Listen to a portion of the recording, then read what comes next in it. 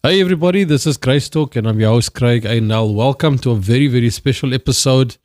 We have a special guest. The name is Maudie Jane Nel, and by the surname you'll also know that this is my mother. Maudie turned 74 in 2025 and she's retired when she was 14 years ago. So if you're getting ready for retirement or you are in retirement, and listen carefully because she's got very, very good tips. Very good tips on health, on living healthy, on mental health, what occupies her, and then she's got some very, very good life tips.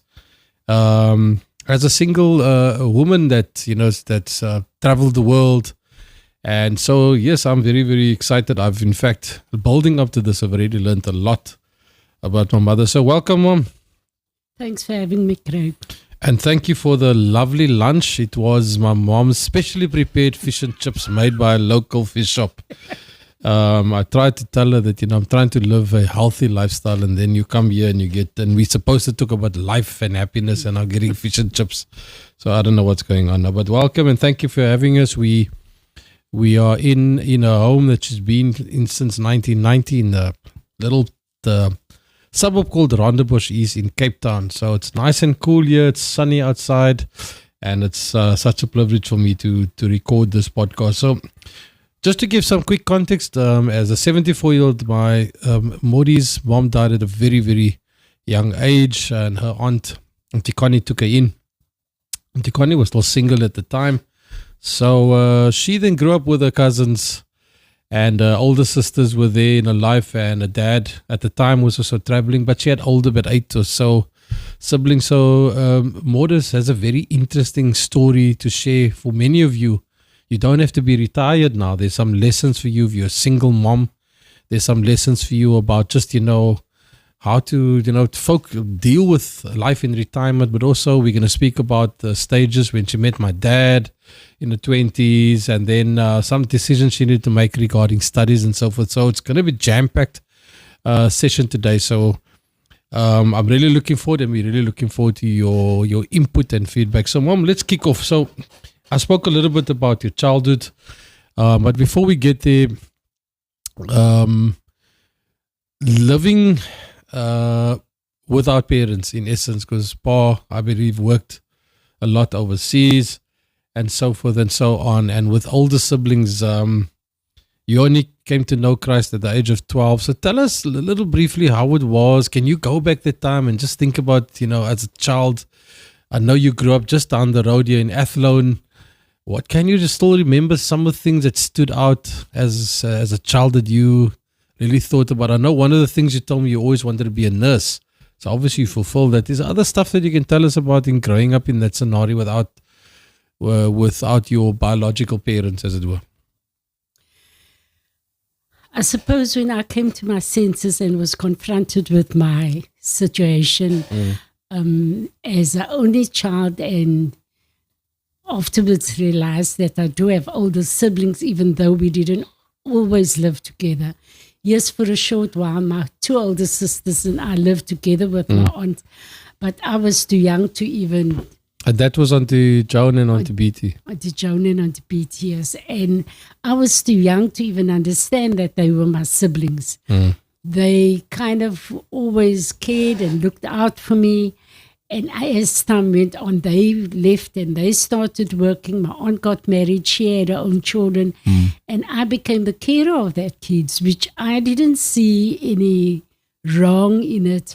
It became a normality. It was things that you just had to do. And there was a time where I remember as I grew a bit older, if I say a bit older, it was about 8, 9, around about there, when I had which I now call my siblings, was my cousins then, obviously, and I had to care for them. And I remember my friends around would come and want me to come and play with them outside, but I knew that my responsibility was to take care of them. It angered them, but it was normal for me. I can't remember having any anger about it, or it was just you do what you had to do at the given time.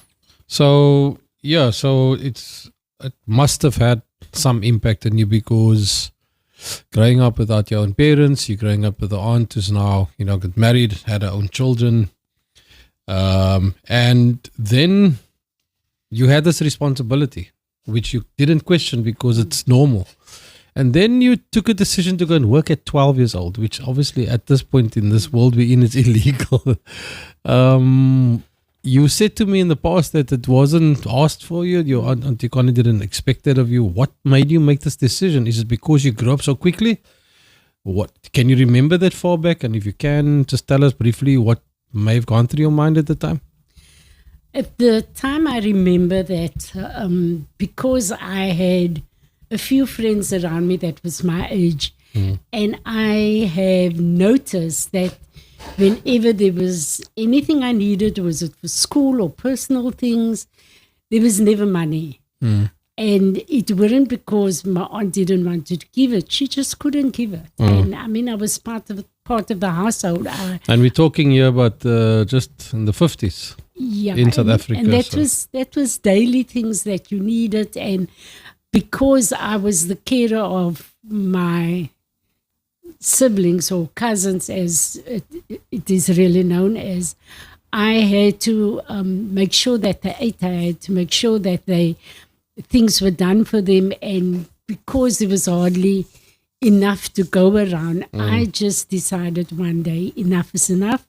I was just finished Standard 4, and before I went on to Standard 5, I decided, and I told my aunt I'm going to work. I had to take the bus to school, and there were many times that there weren't bus fee for me to go to school. So I decided I'm going to work. She made me aware that it is not the right thing to do. She's not expecting that of me, and I must never hold her responsible for my decisions, which, fair enough, I never did, because it's something I wanted to do. And it came from a genuine place where I just wanted to thought to myself, if I go and work, it will make things a bit easier in the home financially. So what an interesting journey before the age of 12, making those decisions, taking responsibility. How do you believe it shaped you in your adult life? Because, I mean, it sounds like you don't even know what having fun is, or playing, or hanging out with friends. Did it have a positive or negative impact to you? Obviously, we're going to talk about when you met Dad and got married and had your own children. Did it impact you in a way, or negatively or positively? If it's too sensitive, you don't have to talk about it, but it'd be interesting. I don't think it impacted me negatively at all, because I didn't see the wrong in it. For me, it was the norm. My life growing up was being responsible, doing housework, taking care of them. So play didn't come into the picture, because growing up I didn't have a lot of that. Yet I had fun in my own way. I was never allowed to play with kids that weren't in the same circle. Now, if you're in the same circle, I grew up in the church. I knew nothing else but the church. So it was Sunday school, and then later on youth as I grew older. So I didn't feel I missed out much, because my outing place was open air meetings. My outing place was Sunday school, and I was very young when I even became involved in Wayside Sunday School. And so I didn't see that I was missing out, because I still saw the friends that I had at church, because yes, they perhaps had playtime in between, but we still saw each other at those meetings. So, no, that's very interesting, and thank you for that insight. I think the important event in your life was when you came to know Jesus as your Lord and personal Savior. Obviously, you grew up in church. I believe you were at Athlone Baptist as a child. And that probably was a natural decision, having grown up in church as a child as well. How did, and we speak about Proverbs 3 verse 5 a lot as we built up and prepared for this Trust in the Lord with all your heart and lean not on your own understanding. In all your ways, acknowledge Him and He'll straighten your path. And it's something you lived by. How did that shape you in those early days? You're now working at 12 years old. You're involved in the church. You're obviously in Sunday school. And now you're growing up now from 12 before you met Dad at 18. Did that shape you being a believer? Or is it that you just were in church and you kind of know how this it worked? Did you feel a difference in your life, in your decision making at that young age? And again, I know it's a very long time ago. We're talking here over 65, 66 years ago. I became a Christian at 12 years old, and I was in Sunday school, and I'll never forget that it wasn't the story they told, it wasn't what they said in Sunday school, it was the hymn that we sang now. I mean, if you think back now, for 12-year-olds to have hymns in Sunday school, and I'll never forget they sang, "Be not dismayed, whatever betide, God will take care of you." And that was an amazing promise. And at that given time, I cannot say that it was a time in my life where I felt down or lonely or sad. I can't remember. It's too far back. But what I do know that I then gravitated to that promise that never mind what happens, God will take care, which He did over the years. And because I was wrapped up amongst believers and older people and all of the time, and because the church knew that my aunts weren't married, she took me in. So even the adults in the church also parented me in different ways. And that is all I knew as a child.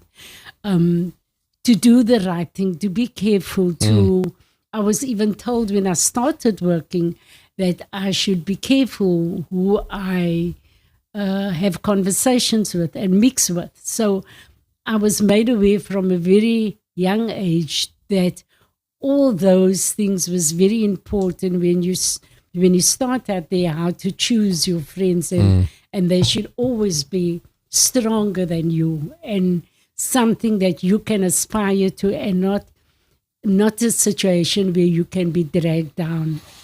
So it says a lot about the role the church plays in young and older believers, and there's a sense of community, a sense of caring, guidance, counseling, and so it had a definite impact on you, it seems. So you told me that you had some challenges when you met Dad. You were 18. You were told you were too young. And so talk us through that process. Because you ended up being married. You had a very good 15-year stint before Dad was taken away, was now with the Lord in 1988. So very briefly, take us through the challenges you had. You met Johnny Nell, and I think you guys met with you in the youth situation and so forth and so on. What were the challenges then? And again, parents, please listen. This is a very important lesson because obviously I've got my youngest is now 17. I've got a 19-year-old, a 23-year-old. So if they were to come to me now and say, I want to get married, we can have a couple of conversations. So let's just tap into you. What was your challenges there regarding this guy you're dating? And having said all of that, you went to different denominations. That was full gospel, and you were Baptist. And we could actually end the podcast right there.